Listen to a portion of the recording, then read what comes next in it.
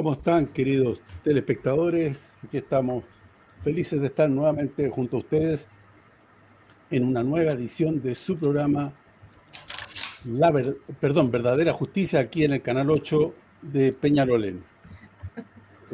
Estoy junto a María Cecilia Bartolín, que les saluda. Hola, ¿qué tal amigos? ¿Cómo están? Feliz de poder estar con ustedes nuevamente. Y hoy con un invitado eh, muy especial, primera vez que lo tenemos. Él es Alonso Salinas García, presidente de la Comisión Chilena de Derechos Humanos. Y el título de nuestro programa es muy importante: Octubrismo, ¿una ofensa o necesidad? La vigencia de los cambios estructurales en Chile desde los derechos humanos. Alonso, ¿cómo estás? Muchas gracias, para mí es un gusto estar junto a ustedes. Mando un cordial saludo a todos los telespectadores que nos acompañarán el día de hoy. Y bueno, agradecer esta oportunidad desde la institución, la Comisión Chilena de Derechos Humanos, porque estos espacios comunitarios son los fundamentales para poder diversificar y la llegada a todo y cada una de las personas, principalmente a los vecinos de las comunas populares, para poder plantar cara ya a las necesidades de nuestro país y los desafíos que tenemos en el marco de los derechos humanos. Así que yo agradezco la invitación y cuenten conmigo a toda otra oportunidad que necesiten. Excelente. Alonso, falta decir que Alonso es cuasi abogado, porque es licenciado en Derecho, le falta el título nomás, pero es licenciado en Derecho, así que está... Y bueno, y está ahí desde la Comisión Chilena de Derechos Humanos ahí transmitiendo, así que felices de estar contigo, Alonso. Bueno, el título del programa, si bien es cierto, ya ha pasado casi un mes desde que cumplimos 5 años del 5 de octubre, del 18 de octubre del 2019, un tema que aquí lo tratamos en un par de programas. Creo que desde el punto de vista de los derechos humanos y desde tu visión es muy interesante tratar el tema. Adelante, Alonso, te escuchamos felices. Muchas gracias. Miren, al respecto, me gustaría yo partir de una reflexión que es fundamental en el contexto del mes de octubre. Quiero que todos nuestros espectadores recuerden que el mes de octubre se ha consagrado a lo largo de la historia chilena, junto al mes de septiembre, como uno de los meses donde los acontecimientos han marcado la historia de nuestra nación.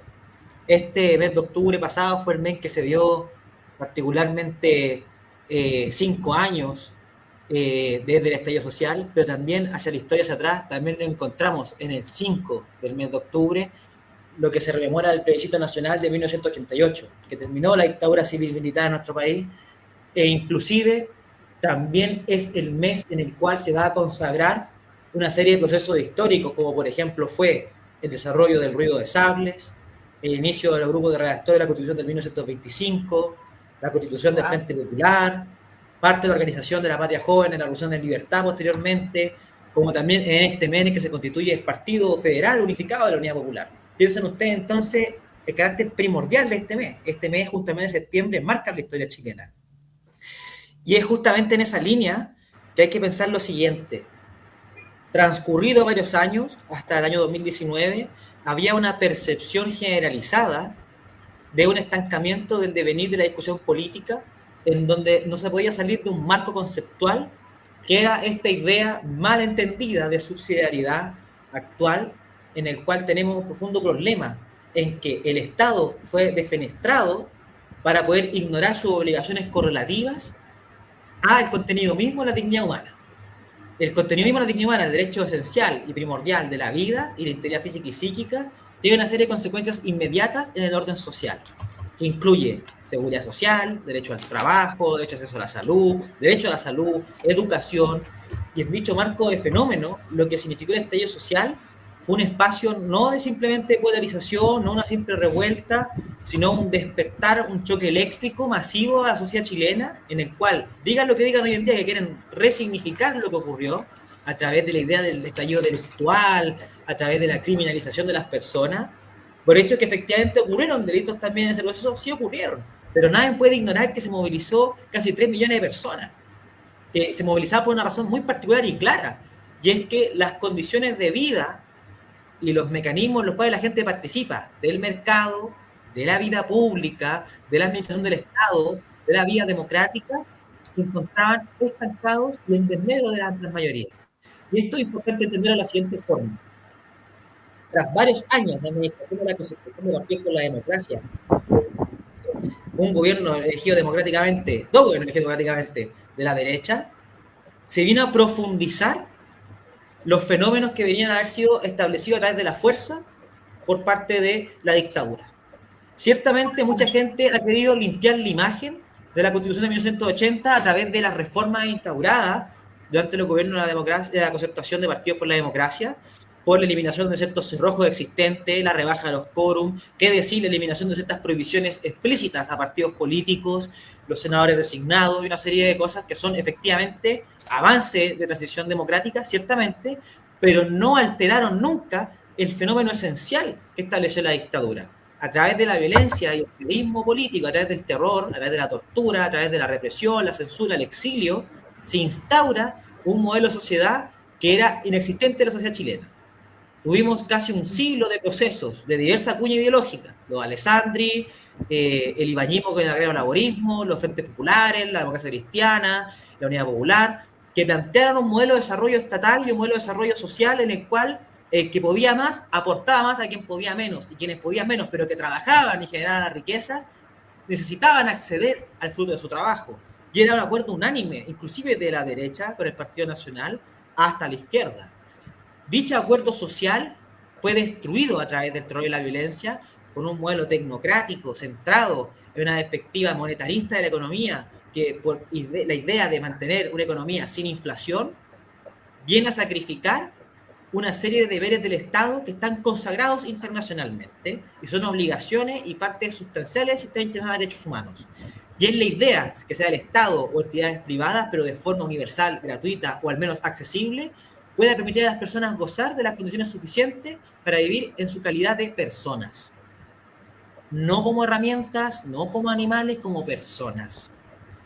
Y peor aún, piensen que en la transición democrática hubo 4 grandes errores fundamentales que hay que señalar.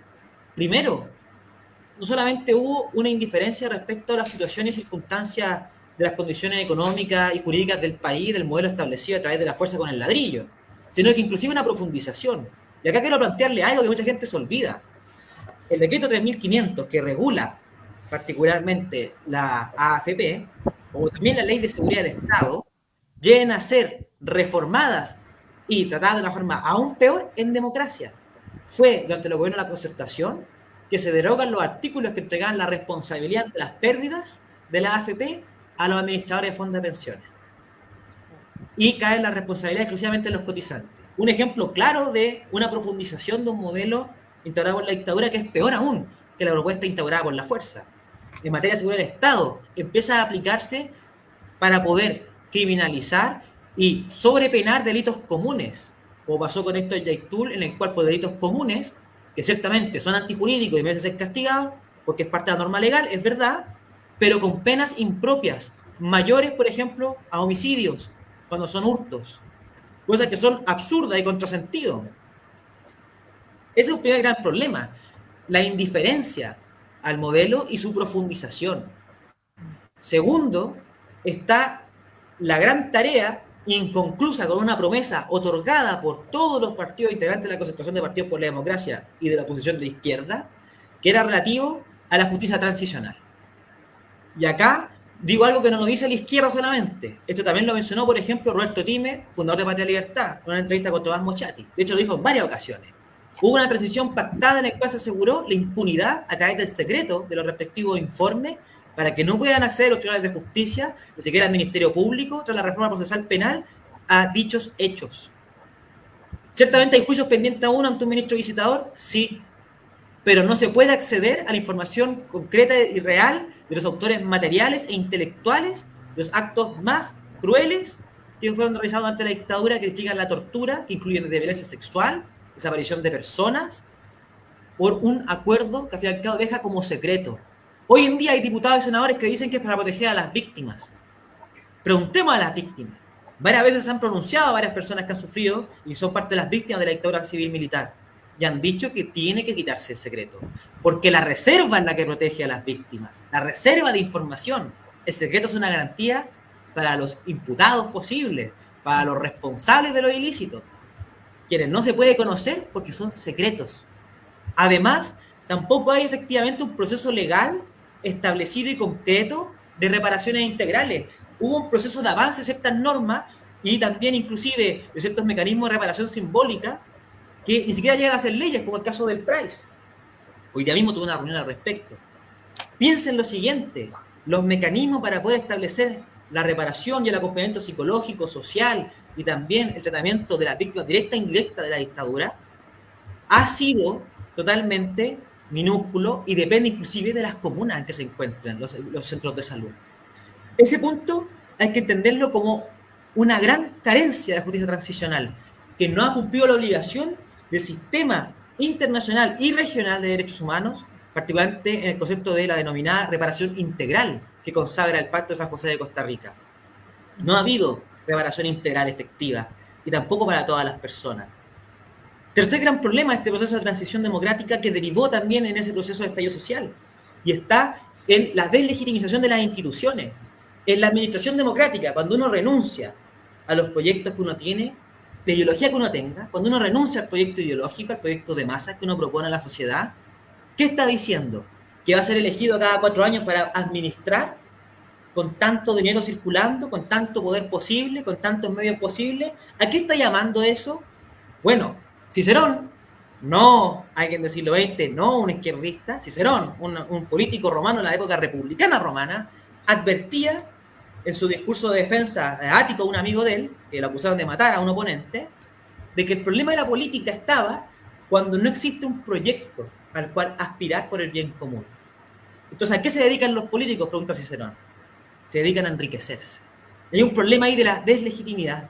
Las instituciones se deslegitimaron justamente porque quienes participaban en la vía democrática dejaron de tener un proyecto de sociedad y dejaron de pensar en cambiar la realidad. Y esto pasó en todo el mundo. Anthony Giddens, Tony Blair, Felipe González, plantearon la idea, por ejemplo, en el caso de la izquierda, la idea del capitalismo de rostro humano.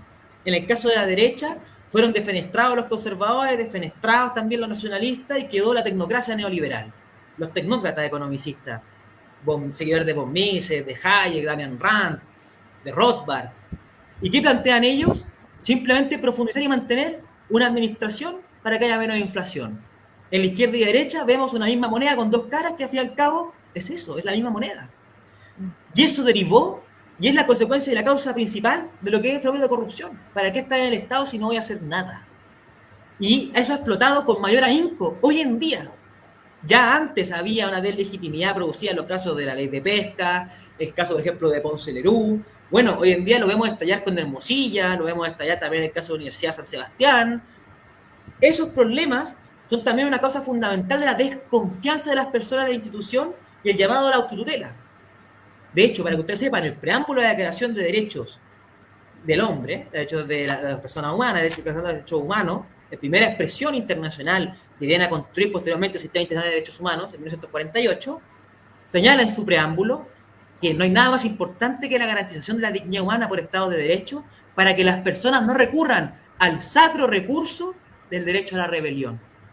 Puesto de que, como dice Tomás de Aquino, en De Regno, una carta que era un tratado en el caso de Chipre, el rey de Chipre, el tirano, quien gobierna mal, es el sedicioso, porque incumple su deber de gobernar y cuidar a quien debe servir, que es la persona común y corriente, el ciudadano, quien compone la polis, a quien es parte de la comunidad política. El sedicioso del gobernante que gobierna mal está llamando a la autotutela. No es sedicioso, dice Tomás de Aquino, quien se rebela ante la injusticia inaceptable. De hecho, la doctrina de la rebelión justa, de hecho, la venta de la guerra justa, es una doctrina medieval creada desde esa perspectiva. Etimología, San Isidro de Sevilla decía, regir es servir. Quien no sirve, no gobierna. También dijo, rey es por su obra justa, deja ser rey por su pecado, afirmó la etimología. Es un principio de inicio, inclusive, podemos inclusive estudiarlo hasta antes de la época medieval, del derecho romano, podemos irnos más atrás al antiguo Egipto, los últimos descubrimientos a la antigua China con Confucio, Mencio, etcétera, y que se mantiene como un principio y en derecho internacional público. Ahí la base de la descolonización. Dicho principio apareció en la mente de muchas personas, sin darse cuenta tal vez, sin darle conceptos, sin darle autores, pero es un fundamento esencial del desafío de la autoridad.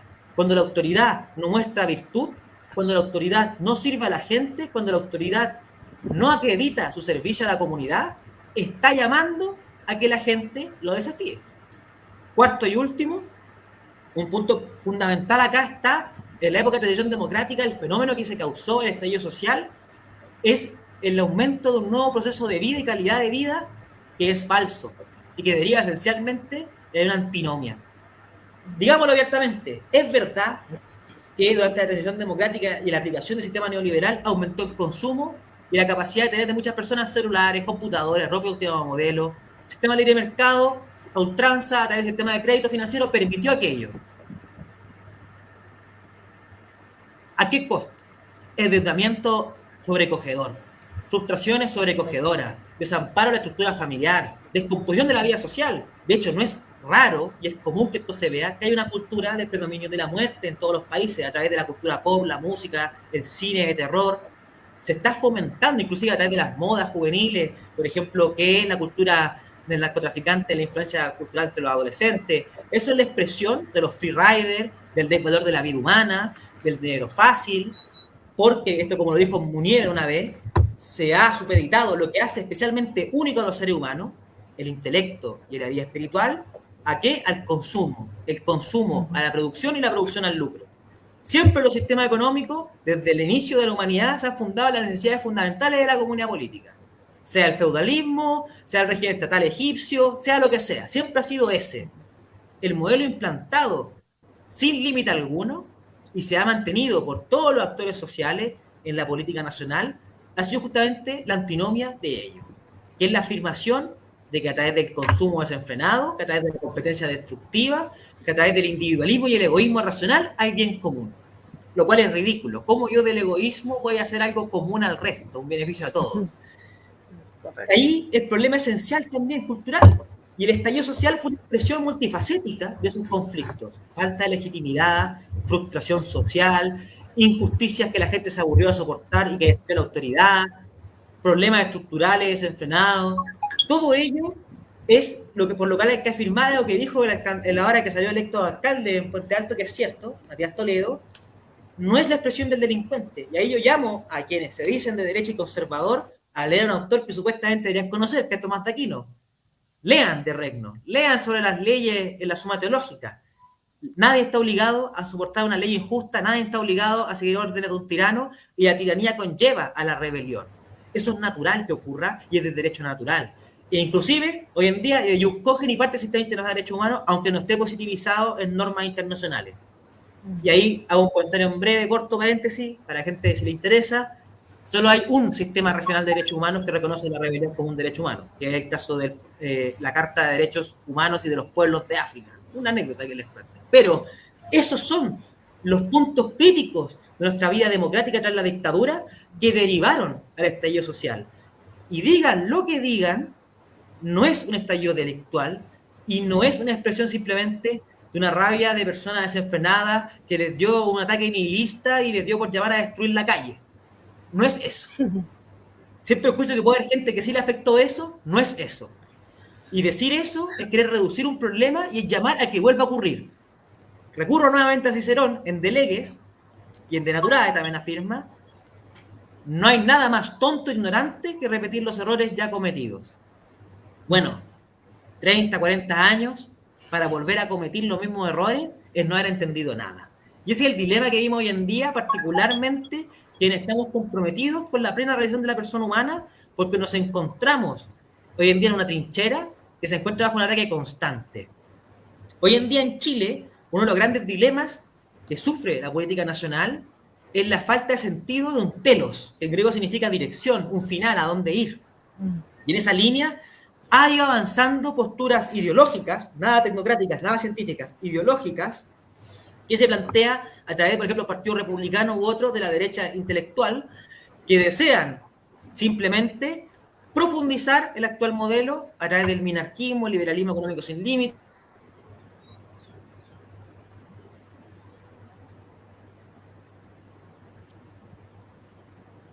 Algo le pasó a Alonso. Sí. Pero recién pasó lo mismo, así que vamos a esperar a que vuelva. Sí. Pucha, está muy interesante Ahí lo que está. está hablando. Ahí está Alonso. Aquí volví. Sí. Una Está caída de muy interesante. internet. Nos boicotearon. Sí. Fuimos intervenidos. Entonces, en esa línea, sepan que ese peligro está y que la mejor solución y salida es volver a comprender el origen etimológico de la palabra de la política y su significado. Vámonos al concepto original. Vámonos no a Marx, no a Tocqueville, no a autores contemporáneos. Vamos inclusive al punto de comienzo. Vámonos a Aristóteles. ¿Qué es la política? Ordenar la sociedad al bien común. Que cada sector social participe de los bienes comunes.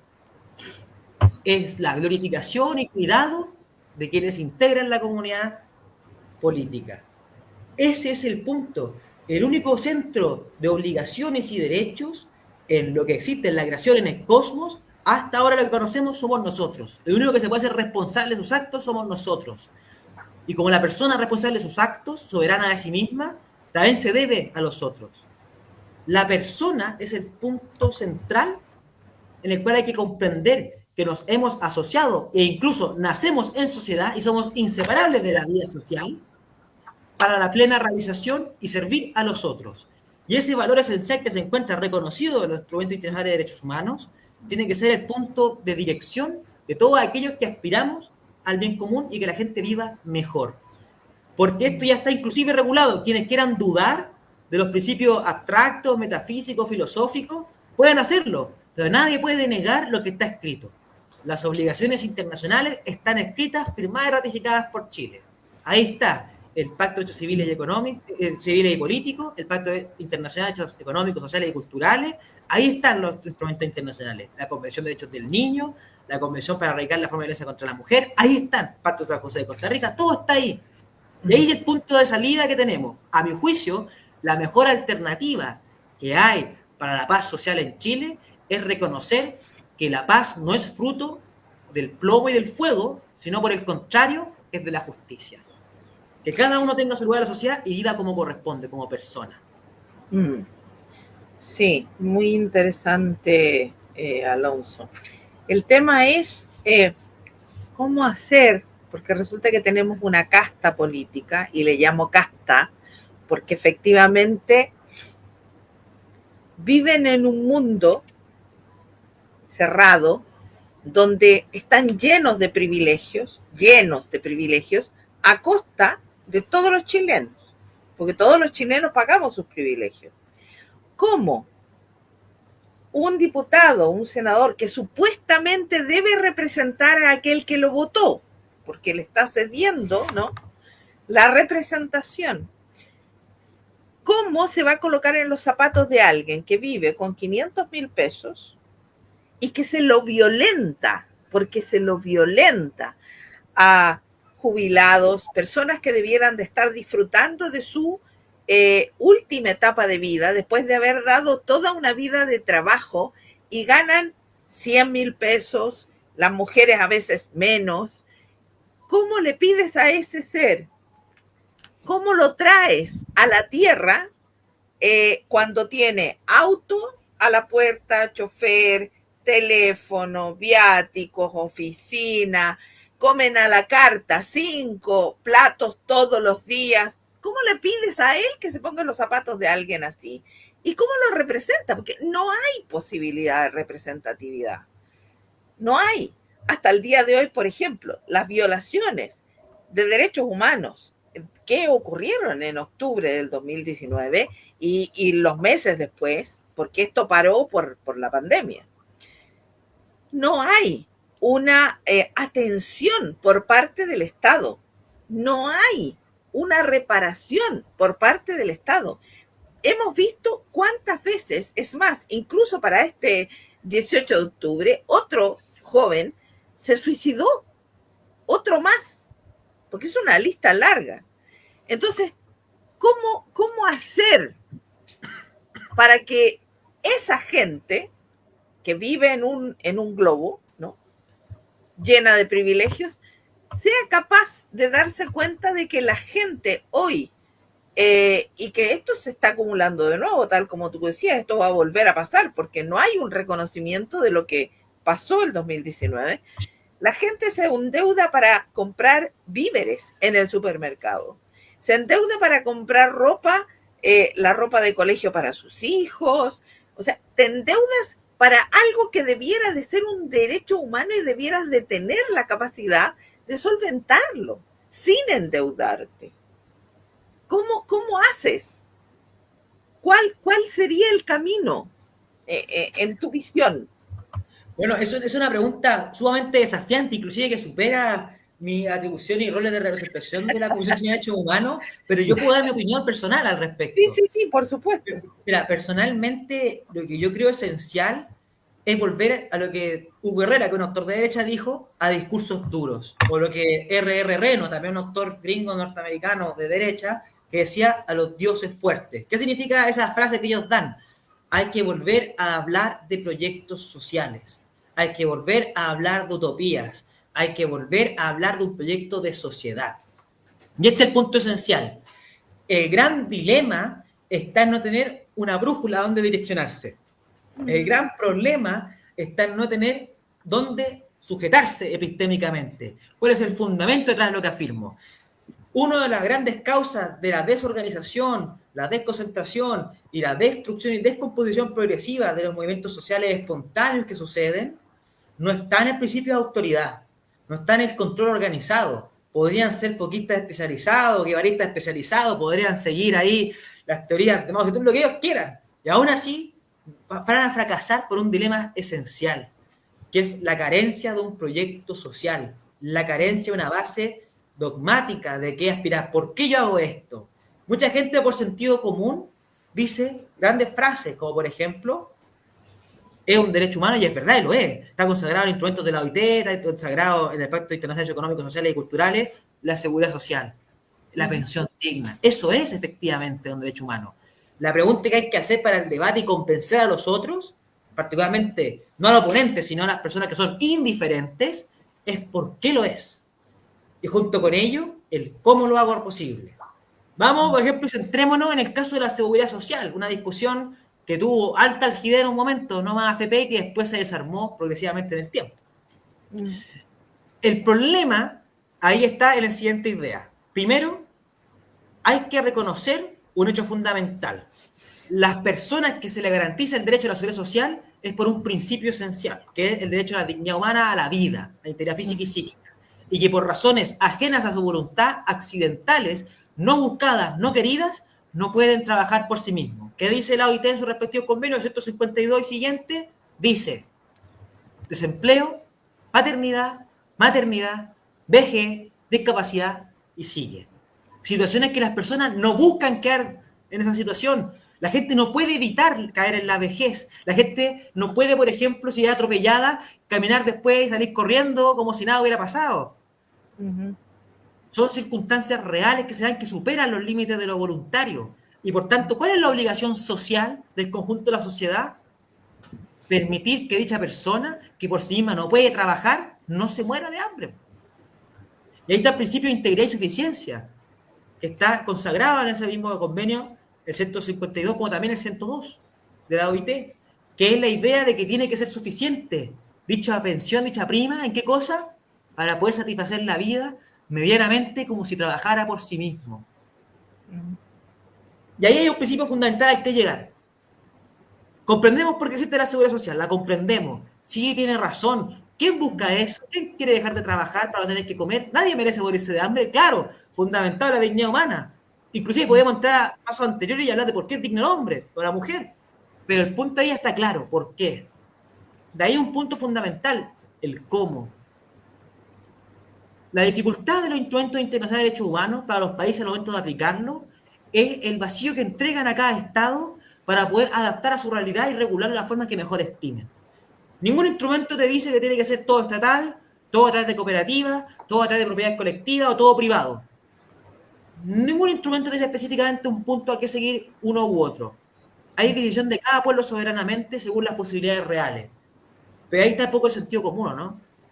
el problema de la capitalización individual, en este caso que estamos hablando, el problema de que el sistema previsional dependa del ahorro individual, es que ya estamos de partida señalando que la persona no puede trabajar más, va a depender del sueldo que tuvo cuando era persona que trabajaba. Si no trabajó nunca, si nunca fue trabajador formal y si siempre fue discapacitado, ¿qué pasa? Bueno, sin prejuicio de la reforma existente del sistema previsional, como por ejemplo la creación del peaje solidario o la pensión de invalidez, siguen ignorando este punto.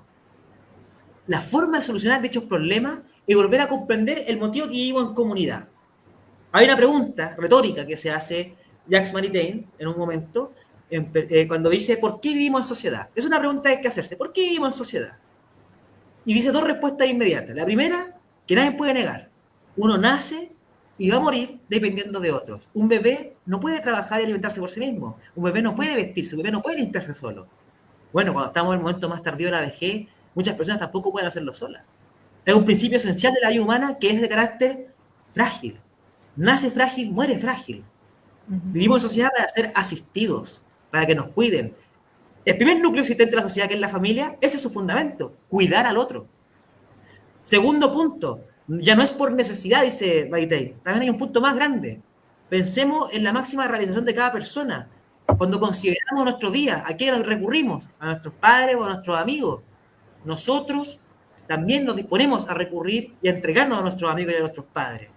¿Por qué? Porque también vivimos en sociedad para entregarnos a servir a los otros. Inclusive, quienes creen en la idea individualista y promueven esta idea del egoísmo racional, libros de economía del Manquio, etc., todos ellos reconocen algo importante, que los criterios del homus economicus no aplica a quienes uno ama. ¿Por qué no aplica a quienes uno ama si supone que es el argumento racional y el ser humano es racional? ¿Por qué no aplica? Porque ellos saben que su frase no es racional y saben que el fundamento esencial de la vida en común, que es la familia, es la solidaridad. Si la vida social en su fundamento es solidaria, cualquier ejercicio de cualquier acto jurídico o económico tiene por fin también algo social. De hecho, la comunidad más perfecta no es la comunidad del negocio. De hecho, nuestra misma Constitución lo afirma en sus primeros artículos. La actual Constitución incluso lo afirma. Es la vida familiar. ¿Por qué? Porque su fundamento no está en el lucro, no está en el beneficio particular. Está porque hay otro que merece ser asistido y yo quiero asistirlo. Por eso soy parte de la familia. Y ahí está un punto importante y por eso el derecho desde sus orígenes castiga a quienes abandonan a su familia. Piensen ustedes, con las reformas legales que han habido, la ley de abandono de familia que regula los alimentos sigue siendo la misma, la 14.000 algo. 14.000, ya estamos en la 20.000 algo, 21.000. Sigue siendo la misma. ¿Por qué? Y piensen que esa misma regulación ya existía en las leyes nuevas de 1542, en la época de Carlos I de España, en la época colonial. Ya existía. Y podemos inclusive ir a las obligaciones alimenticias con los mancipi, y que eran parte de los herederos suyos obligatorios, el derecho romano. No podían dejar morir después de la época tardo-republicana a los hijos, a la esposa o a los sirvientes. ¿Por qué? ¿Por qué siempre la sociedad castiga a quienes hacen eso? Bueno, es porque hay un motivo de sentido común y racional intrínseco al ser humano, que es el carácter solidario. Yo creo que hay que revalidar la solidaridad. Y ahí está el punto del motor del cambio. El modelo que escoja la sociedad en concreto dependerá de la soberanía y el acto popular de cada nación. Cada pueblo escogerá su modelo. El Fondo Soberano Noruego, sea un sistema de reparto antiguo que teníamos nosotros, sea un sistema de participación mixta como otros países, da lo mismo. El punto está que el objetivo final nunca puede olvidarse por el fundamento mismo de la vida en sociedad. Piensen ustedes, inclusive veis más lejos, yo voy a hablar a este punto, la sociedad en sí misma, ¿qué es? Al igual que una empresa o el Estado, son ficciones que hemos creado nosotros, porque ¿acaso yo puedo tocar la sociedad? ¿Puedo tocar a las personas que forman parte de la sociedad? ¿Acaso yo puedo tocar a una empresa? No, puedo tocar al dueño, puedo tocar a los trabajadores, puedo tocar la maquinaria. Todas estas entelequias existen por una razón fundamental que está detrás. ¿Quién realmente está? Levantemos el velo, saquemos el velo de la bandera chilena, saquemos el velo de las instituciones, saquemos el velo de los títulos. ¿Dónde está? ¿Quién está ahí realmente detrás de eso? Abramos la puerta. Un ser humano. El único subsistente real al cual se le puede atribuir obligaciones y deberes y derechos, la persona está ahí. La persona humana. Todo se funda esencialmente en la búsqueda del interés de la persona, que es su propio bien. ¿Cuál es el propio bien de la persona? Y ahí entramos al punto esencial. Vivir como tal. Nosotros no estamos hechos, y esto es una realidad que hay que admitir, de racional, y no es algo, y acá no estoy citando el Capital Acá vámonos al principio de la filosofía, vámonos a Platón, Ciudad de Dios, vámonos, a San Agustín, Ciudad de Dios, vámonos a Platón, en la idea de la república, vámonos a Aristóteles, vamos donde vayamos, a Mensa, a Confucio, a la dialecta, va a ser el mismo principio. La vida de la persona está destinada a un fin que es un fin humano. ¿Cuál es el fin humano? Que es distinto al resto de los animales, de los vegetales o de los seres inertes como una silla o una piedra. Somos seres con 3 cualidades únicas. Una de ellas compartida con alguna especie, el resto no. Primero, sociales. Compartido con ciertos animales, carácter social. Los pingüinos, las cebras, los caballos, ¿cierto? Somos sociales, nacemos sociales, dependemos del otro, somos seres políticos, de la comunidad política. Vivimos con familia, vivimos con sociedad, somos gregarios. Somos infelices solos. Inclusive la gente que le gusta estar sola, generalmente tiene trastornos psicológicos. Eso está estudiado, los DSM-5, internacionalmente. La gente vive en sociedad, somos sociales. Segundo, somos intelectuales, racionales. Un animal puede comprender el pasado o el futuro o el presente, puede entender, no, entienden estímulos. Entienden estímulos y buscan su placer inmediato o su displacer. El perro se quema, no me acerco a ese lugar. Acá hay comida, yo me acerco. ¿Pueden desarrollar emociones de afecto? Claro que sí, algunos animales sí. Pero no pueden razonar por qué lo sienten. Una persona puede incluso preguntarse por qué ama a su familia, por qué los perdona siempre, puede preguntarse por qué soy amigo de tal persona, puede racionalmente decidir hacerse daño, puede inclusive renunciar a su vida, los mártires. Pueden renunciar a su vida por una causa más grande que ellos. Eso es algo muy impropio de los seres existentes. Atentar contra el principio de conservación. El ser humano puede hacer eso, porque es racional. Tercero, y esto ya es un punto también importantísimo, es trascendente en consecuencia. La persona no existe para poder sufrir. Por eso el ser humano se apiada de los animales, se apiada de los desconocidos. Quien pasa al lado vagabundo y no lo ignora y lo ve, ¿qué siente? Cuando uno escucha a un amigo que pasa algo malo, ¿qué siente? De hecho, sepan ustedes que la falta de piedad también es un trastorno de carácter no psicológico, de carácter psiquiátrico o inclusive biológico. Es la ausencia de una glándula evolutiva que está en el cerebro. Una glándula que produce la empatía, según su tamaño más o menos a veces. Inclusive quienes no la poseen, que pueden ser psicópatas, pueden aún sentir empatía socialmente. Esa es la gran característica única del ser humano. Esos 3 aspectos constituyen lo que somos. Yo creo que hay que recordar qué somos para saber a dónde vamos. No puede haber un orden social que reniegue de la naturaleza humana. Por eso el sistema contemporáneo, el proyecto moderno, el proyecto ilustrado, el proyecto capitalista, etcétera, como queramos llamarlo, ha derivado constantemente en guerras civiles, golpes de Estado, revoluciones, revueltas, violencia. ¿Por qué ocurre eso? Porque el sistema en sí mismo no es un sistema racional, no es un sistema acorde a la vida humana. De hecho, la mejor y única victoria de la modernidad fue los derechos humanos, que es reconocer un aspecto que la modernidad negó. Descartes, ¿qué decía? Nada existe que no pueda conocerse por mi sentido. Cogito ergo sum. Solo existe lo que yo puedo ver y sentir. La dignidad humana, ¿puedo verla? No puedo verla, no puedo tocarla, no puedo sentirla. Pero todos los países, toda la humanidad, reconoció que sí existe algo que no pueden probar científicamente. Y eso es por una cuestión de la razón. Ahí está el punto esencial, entender que la gran victoria del mundo moderno, tras las consecuencias terribles de la Segunda Guerra Mundial, el totalitarismo fascista y los nazis, fue de conocer que todas las personas son dignas. El gitano, el judío, el comunista, el socialdemócrata, el liberal, el conservador, son todos humanos. Y porque son humanos merecen vivir bien. Y ahí está la grandeza intelectual y política que tuvieron los movimientos obreros, los movimientos campesinos, que tuvo los movimientos del mundo demócrata cristiano, del mundo socialista, del mundo comunista. Su grandeza intelectual, más allá de su fracaso, errores, lo que sea, fue reconocer la calidad y dignidad humana, que estamos por la justicia social. Esa afirmación que se perdió tras el fin de la Guerra Fría en todos los colores de la política internacional, de izquierda a derecha, es el punto radical que hay que volver a repensar. No se acabó la historia. La afirmación de que se acabó la historia, este fin perpetuo de la paz liberal kantiana, del mundo unipolar, la idea de la libertad individual sin límite, la idea del subjetivismo irracional, todos los paradigmas postmodernos, neoliberales, nuevamente en menos de 20, 30 años han demostrado colapsar por sí solos. Han colapsado por sí solos. No se han podido mantener en ningún lado. Y es más, los mismos que lo defienden como por ejemplo países como Estados Unidos, terminan votando por antítesis a las afirmaciones virtuosas de su sistema. La idea de los iliberales como Orban, como Trump, etcétera, también son una expresión del fracaso del liberalismo. También son liberales, antiliberales. Eso es la demostración esencial del fracaso de ellos. Y nosotros aquí tenemos que aspirar entonces a volver a pensar en utopías. ¿Y cuál es nuestra utopía? Una realidad. Miren lo curioso de lo que estoy diciendo. Esto es una contradicción lo que estoy diciendo. Esto es un oxímoron, se llama. Una afirmación que se contradice en sí misma. Decimos una utopía, es decir, algo que se puede cumplir, una utopía, en algo que está basado en una realidad. La dignidad humana es real, inclusive consagrada internacionalmente y todos la reconocen.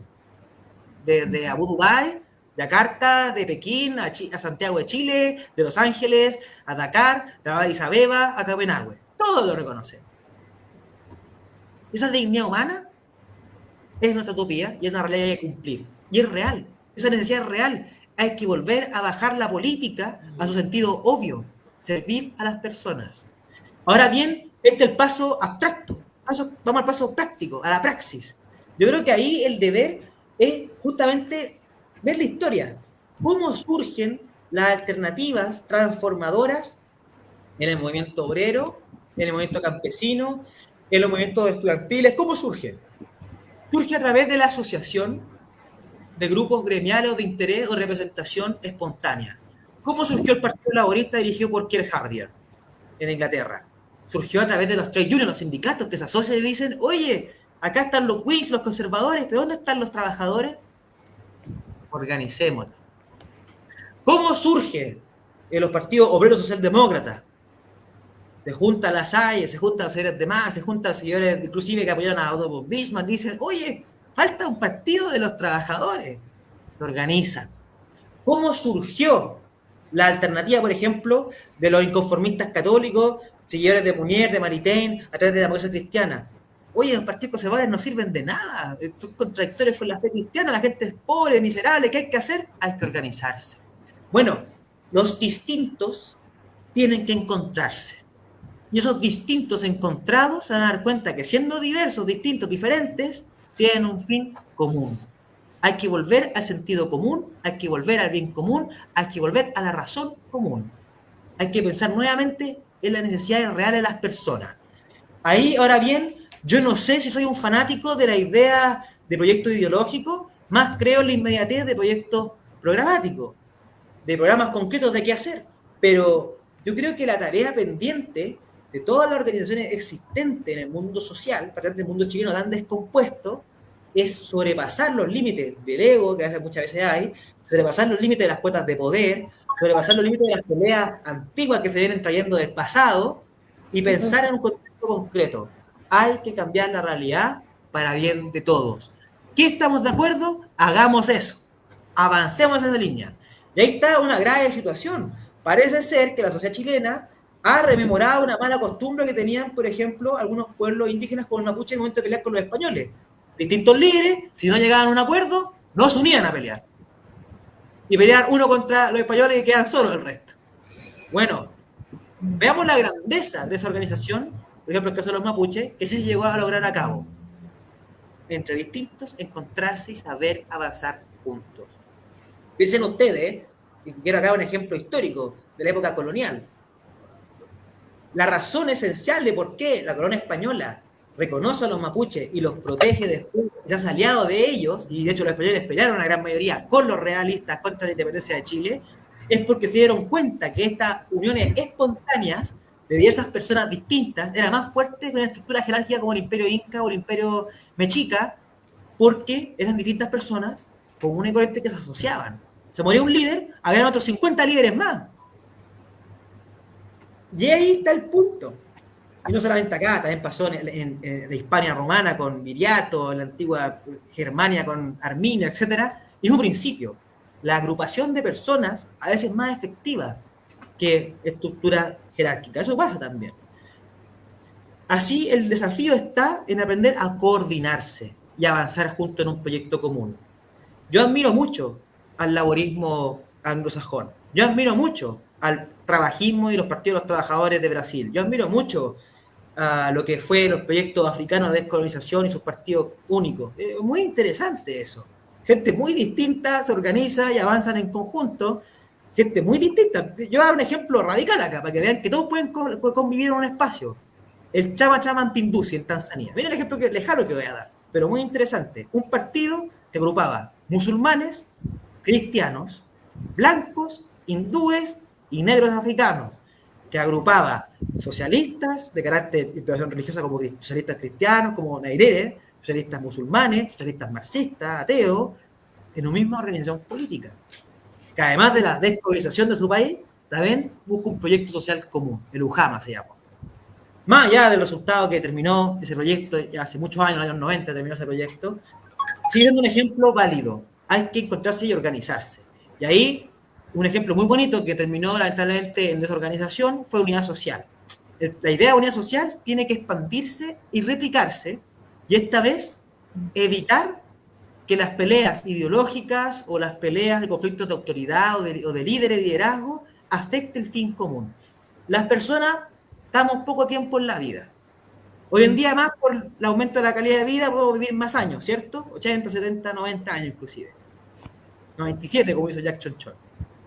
Pero es efímero, es corto. Hay que pensar en más grande, hay que pensar en los otros. Y lo mejor que uno tiene que hacer, creo yo, y la recomendación a cualquier persona que quiera involucrarse en organizaciones sociales, gremiales, sindicales, de derechos humanos, políticas, lo que sea, es siempre pensar que lo que hace, lo hace por sus papás y para sus hijos y nietos. Piénsenlo así. Y quien piense así va a poder entender que es un pequeño engranaje que sin prejuicio de ser tan digno y especial cualquier persona, es un aporte a un todo. Y ahí se va a vencer el gran dilema de la cultura del feudo, que haya muchos organismos políticos. Yo creo que ahí está el paso, la organización. Unidad Social tuvo un drama muy grande. Yo fui parte de la organización desde un inicio, junto con nuestros compañeros, por supuesto, pero cuando fueron muchas organizaciones, llegamos a ser más de 140, empezó el tema de los egos. Y ahí empezó a disgregarse de a poco. Claudio. Mira, Alonso, ha sido muy interesante escucharte, de verdad. Yo quisiera, para terminar, una pregunta que creo que responde al interés de la gente.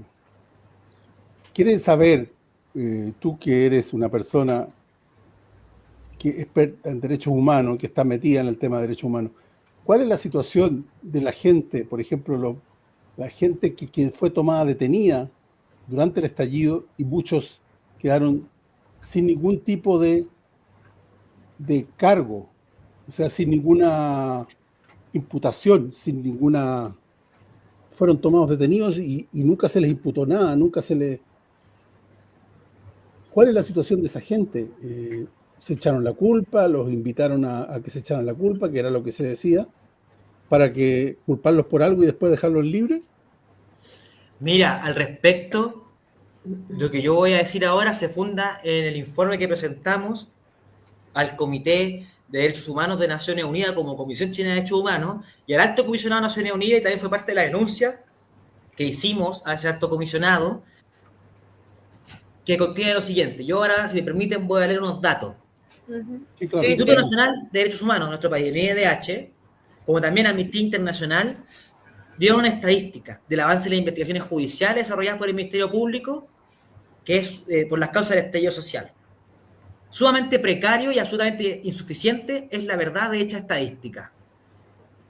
10.568 denuncias, 10.568 denuncias presentadas ante el estallido social, producto de la acción de fuerza policial y militar, muchas de ellas constitutivas de uso inusitado de violencia con lesiones graves e incluso acusaciones de tortura y violaciones, lesiones graves, gravísimas que deformaban a las personas para siempre, privándolas de órganos como los ojos. Solo 27 procesos han concluido con condena para los autores. Wow. Es decir, el 0,25% del total de los casos denunciados. Entre tanto, también conforme a las cifras que entregó el mismo INDH, de las 3.216 querellas, repito, 3.216 querellas presentadas por el organismo en favor de 3.777 personas, 3.777 víctimas, solamente, para que ustedes sepan, 2.252 son de apremio ilegítimo, 582 de tortura, 223 de violencia innecesaria, 159 de otras vulneraciones que inclusive incluyen violación. A la fecha de octubre del 2023, solo hubo 33 sentencias condenatorias firmes y ejecutoriadas. Y a la fecha de este año, recién se formalizó a Yáñez.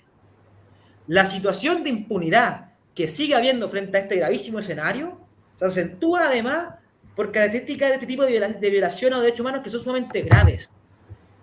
Ha habido una falta de adecuado juzgamiento y de persecución de las personas responsables por el ejercicio de su control y mando.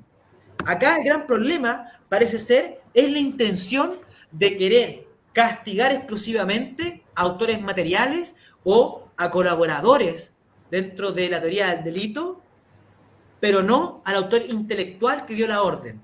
Uno de los principios fundamentales de cualquier sistema de autoridad militarizado es el principio de obediencia de origen prusiano, que tiene su antecesor en el derecho romano. Sí. Ese principio de obediencia, ¿qué implica? Quien da la orden tiene que responder por la orden que dio. Y el problema está acá, que quienes dieron la orden no les ha pasado nada. Asimismo, me quiero referir a otro informe de derechos humanos que se presentó por parte de la Universidad de Portal en el 2023. Yo quiero acá leerles exactamente. Más allá de la responsabilidad de agentes individuales, la omisión de los mandos en la prevención de los excesos de uso de la fuerza es innegable y debiera acarrear las consecuencias jurídicas, penales y administrativas correspondientes para cumplir con las obligaciones internacionales de investigar, procesar y sancionar a los responsables de violación grave de derechos humanos. Como señalamos en informes anteriores, la absolución penal de los autores materiales del delito, la policía que disparó, por ejemplo, por incapacidad de determinar, más allá de toda duda razonable, que una persona en específico efectuó el disparo que lesionó a la persona, no puede significar que la responsabilidad del Estado no exista. Más bien, el Estado debe perseguir la responsabilidad administrativa y judicial, tanto penal como civil, de indemnizatoria, por la violación de derechos humanos en concurrencia a los patrones de conducta e intervención realizados que son certificado posible de una planificación colectiva del daño perpetrado. De acá cierro la cita. ¿Hay una intención detrás colectiva de castigo colectivo a las personas? Sí la hubo. La cantidad de víctimas oculares es absurda. No puede ser que haya más víctimas oculares en una situación como el estallido social en meses de conflictos armados que duran años. ¿Cómo va a haber más víctimas oculares que en Siria, donde hay una guerra civil? ¿Cómo va a haber más víctimas oculares acá que en el momento de genocidio en Ruanda?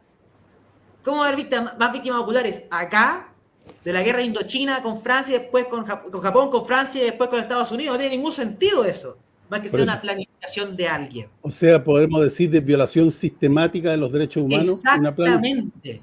Ese es el punto que hay que decir. El Estado tiene que responder. Si no pudiéramos nosotros demostrar en estos juicios las diversas organizaciones que están detrás de ellos la responsabilidad, más allá de toda duda razonable, del autor concreto, sigue habiendo una responsabilidad del Estado, aunque sea por omisión, como también una responsabilidad que hay que perseguir intelectual de los autores intelectuales, de los perpetradores de planificación de dichos delitos.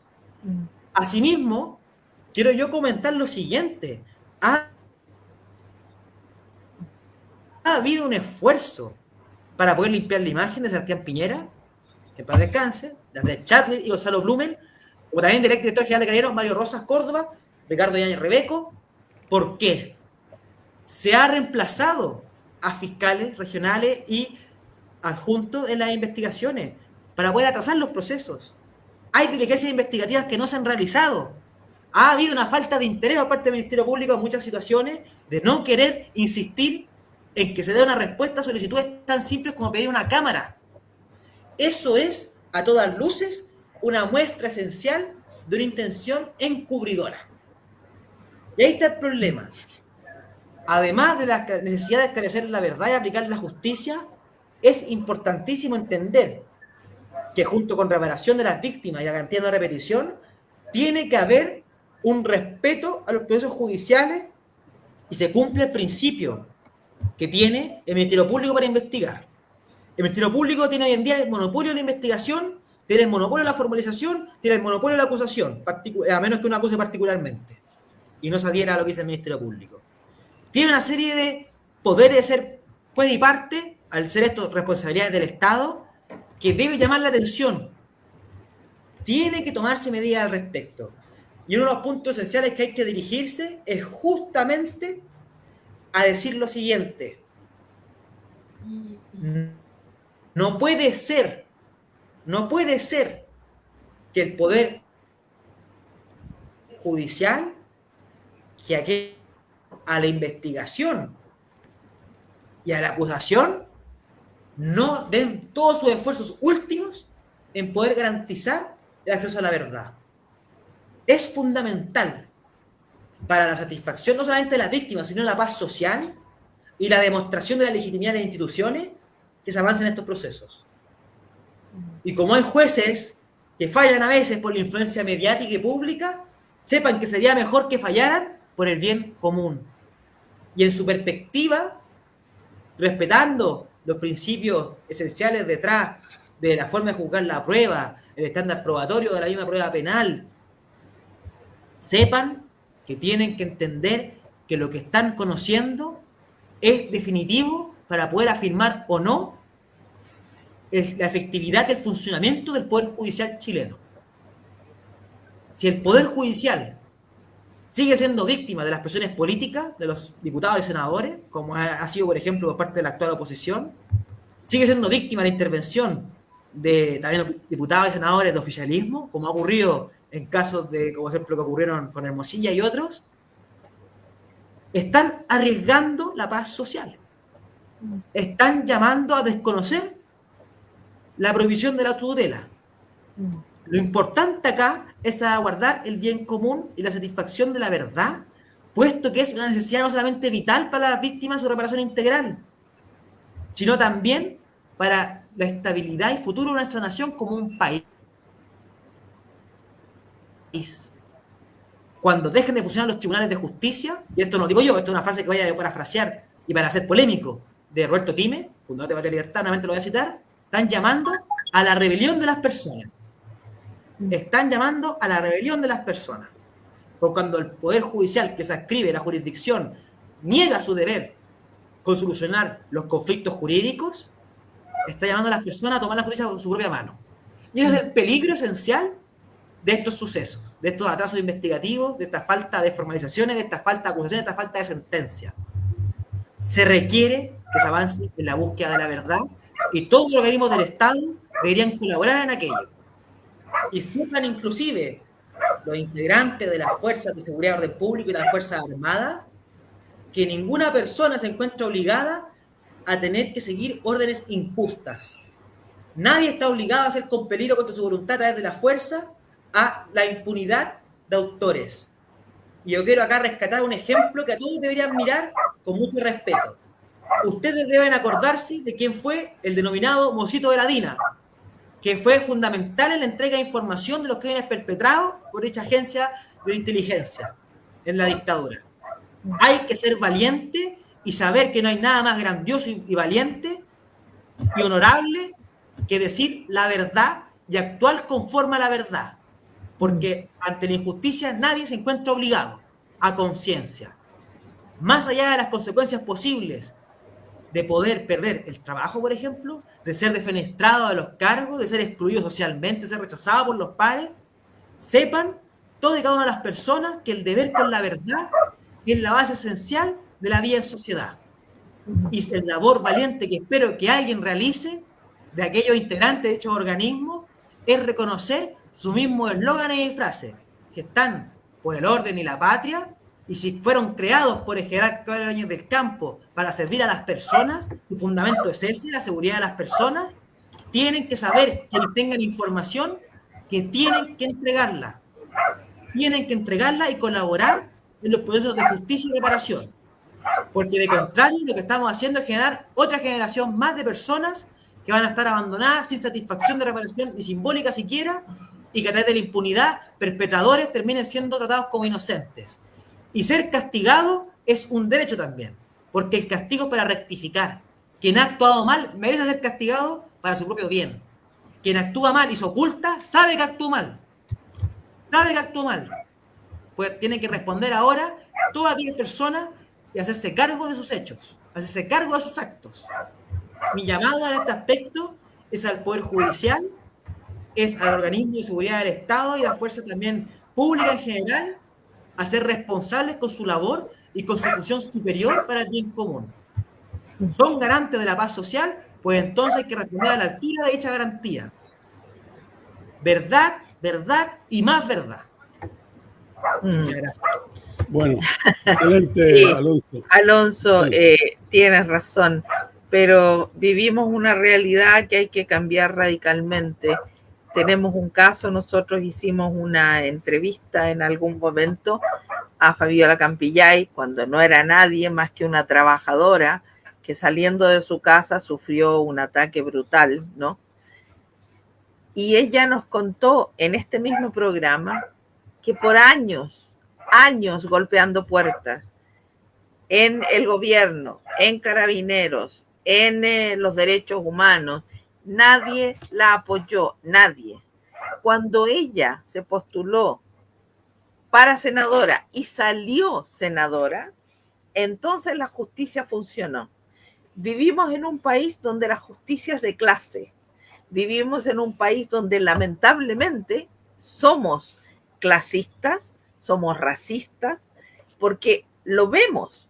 A ella se le hizo justicia porque salió senadora de la República y como senadora pasó a ser de una casta distinta, de un nivel distinto, por lo tanto a ella había que hacerle justicia.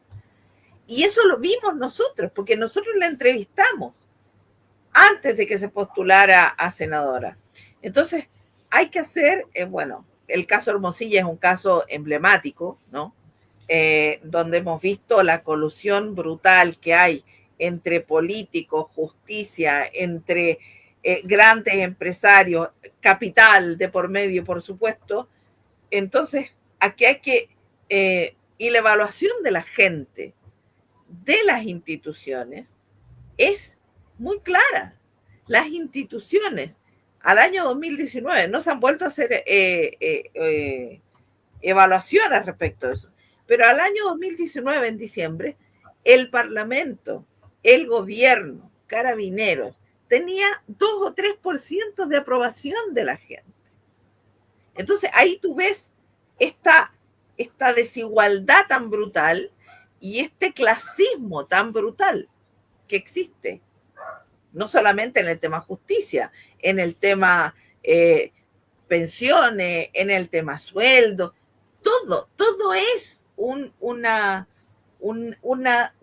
brecha brutal de clase instaurada post dictadura. Si bien había una brecha anterior, pero la dictadura la agrandó y todos los gobiernos post dictadura, que yo personalmente, un tema mío personal, no llamo democráticos porque no lo son.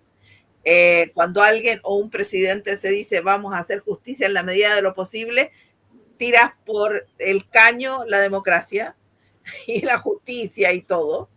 Entonces, se profundizó con todos los gobiernos posteriores a la dictadura. Y eso la gente lo resiente, porque vive una vida agobiado, no feliz, llega a una etapa donde la jubilación debiera de ser jubileo, ¿no? Una jubilación donde debieras de irte a tu casa a descansar, y uno ve en la calle gente barriendo parques o placitas que tienen 80 años y todavía trabajan porque no les alcanza para vivir el mes completo. Entonces es de una desigualdad tan grande, tan brutal, que no hay por dónde empezar. Ahora, creo, como tú bien dices, y tú lo manifestaste muy bien, la organización desde las bases es lo más importante, y la educación de la gente en el tema política social, porque la gente está cansada de lo político partidista, pero hay que enseñarle a la gente que cuando uno sale y reclama un derecho es política social, y esa la hacemos todos. Mira, en ese aspecto, yo hoy en día no tengo militancia, pero y tampoco soy de aquellos que quieren defenestrar a los partidos políticos y todo, pero yo creo que los grandes dilemas del mundo contemporáneo actualmente ha sido justamente el vaciamiento ideológico y social de los partidos políticos. No hay un aspecto intelectual, no hay formación, no hay programa político, no hay contacto con la sociedad civil, no hay vinculación barrial. Entonces, ese dilema esencial es un llamado a la gente a no estar interesada por ello y tener también desconfianza también por los casos de corrupción. Yo creo que el primer paso, y acá la opción benedictina que se llama, que es la que habla Alessair MacIntyre en su libro Tras la virtud, es fundamental. Primero partamos constituyendo las primeras comunidades, organizaciones locales, los espacios de personas que somos distintos, de colaboración, que sean alternativos al modelo de sociedad, que sean alternativos a la sociedad actual. Partamos con una cuestión que es muy interesante. Antes de la rebelión organizada, antes de la resistencia, antes de esos pasos, un paso que es muy valiente es atreverse a hacer las cosas diferentes. Yo creo que el primer llamado es volver a revitalizar al movimiento comunitario, al movimiento social, a la organización vecinal. Hay que revitalizar la vida en común nuevamente. Hay que volver a hacer participar y funcionar los centros de padres, centros de madres, los centros de alumnos, las juntas de vecinos, centros de adulto mayor. Que la idea tan bella detrás de lo que fue la promoción popular de la época de la democracia cristiana, cuando gobernó con Frey, vuelva a tener un sentido nuevamente, que avance a ese aspecto nuevamente. Yo creo que ese primer paso también que fue la base esencial, inclusive de organización, del proyecto de la Unidad Popular también después, es muy importante. Yo creo que esa opción benedictina que plantea Alessair MacIntyre es un primer paso fundamental que todos podemos dar. Revitalizar la vida social, revitalizar la sociedad. Y un esfuerzo que hace la institución, la Comisión Chilena de Derechos Humanos, a través de su actual directiva y de mi persona como presidente, ha sido ese desafío. Hemos querido asumir la idea de revitalizar la vida social e insertarnos solidariamente con todas las organizaciones comunitarias que podamos colaborar, políticas sociales, etcétera. ¿Para qué cosa? Para la difusión, formación y capacitación en los derechos humanos y dar herramientas concretas y mecanismos de conocimiento al sistema internacional y a la legislación nacional para que la gente viva mejor, para que la gente conozca sus derechos y obligaciones y también conozca la utopía que hay que ir, que es la realidad, esa dignidad humana. Yo al menos ahí, y me quedo callado para escucharlo a ustedes también, yo en ese aspecto plenamente disponible a cualquier persona que vea esto, cualquier organización social, para que nuestra institución esté al espacio de servicio de la persona y de las comunidades a través de estas instancias. Hemos estado en esfuerzo constante de diálogo y trabajo con la Confedeprus, con las organizaciones de trabajadores y pobladores como Ventana Solidaria o los comités de llegada a nivel nacional. Hemos estado en diálogo social y constante con diversas juntas de vecinos. Estamos disponibles para eso y espero que todos estemos en ese camino. Y yo al menos que tuve la oportunidad de conocer a quienes hoy en día estén, tengo el honor yo de acompañar en esta entretenida conversación, a todos nuestros teleauditores, les comento, televidentes, como quieran denominarse. También los conocí en ese aspecto y esa de colaboración y estoy plenamente disponible y la institución, la Comisión Chilena de Derechos Humanos, está plenamente disponible para ello. Estamos en servicio de la persona humana, nuestra acta fundacional dice, para la realización de los derechos humanos. Estamos en ese servicio en común, estamos y queremos estar más todavía. Y si ustedes nos abren las puertas a todas las personas que deseen, cuenten con nuestra humilde colaboración en lo que podamos aportar. Muchas gracias. Excelente, Alonso. Gracias a ti, Alonso. Muy interesante, muy buena la invitación, me gustó mucho y bueno, este espacio está disponible para ustedes cuando quieran, cuando necesiten comunicar cualquier cosa, está el espacio. Sí. Oye, Alonso, ¿cuál es la página de la que tienen ustedes? Ah, mira, qué bueno eso. Les voy a dar las páginas de nuestras redes sociales para que las puedan seguir. Buena. Si van, por ejemplo, a Instagram, tienen que poner comisión-chilena-derechos humanos, DDDH. Comisión Chilena DDDH, con un guión bajo entre cada palabra. Comisión-chilena DDDH. En el caso de la antigua red social conocida como Twitter, que ahora se llama... X, creo. Sí, X. Sí. Le voy a dar inmediatamente nuestro perfil. @Comisión Chilena. Tal cual. @comisión chilena, con las dos C mayúsculas. Comisión con C mayúscula, chilena con C mayúscula. Perfecto. Nuestra página web, pueden encontrarnos, buscarnos en internet como Comisión Chilena de Derechos Humanos o CCDH. Nos van a encontrar automáticamente ahora. Y aprovechen porque vamos a actualizar la página web con un nuevo formato que vamos a pagar y todo bien bonito, más producido, porque vamos a tener todos los pasos disponibles de los informes internacionales que hemos presentado, Buenísimo. las actividades, las declaraciones, los encuentros, pero especialmente un espacio de información muy bueno que pueden tener para acceder a todos los talleres, charlas, escuelas que hemos hecho, como también encuentros y reuniones en nuestro Instagram. Los invito a seguirnos en todas nuestras redes sociales y en lo que puedan aportar en compartir. Nosotros muy felices y alegres de contar con dicho honor. Fantástico. Okay. Gracias, Alonso. Muchas gracias. Ha sido muy, muy enriquecedor la conversación. Bueno, el tiempo apremia y nos tenemos que despedir, así que te damos las gracias una vez más. Y a ustedes, queridos telespectadores, los esperamos felices el próximo jueves a esta misma hora en su programa Verdadera Justicia, aquí en el Centro Audiovisual PTV8, que es el canal 8 de Peñalolén. Muchas gracias y buenas tardes. Dios les bendiga, Hasta cuídense, pronto. bendiciones. Gracias, igual a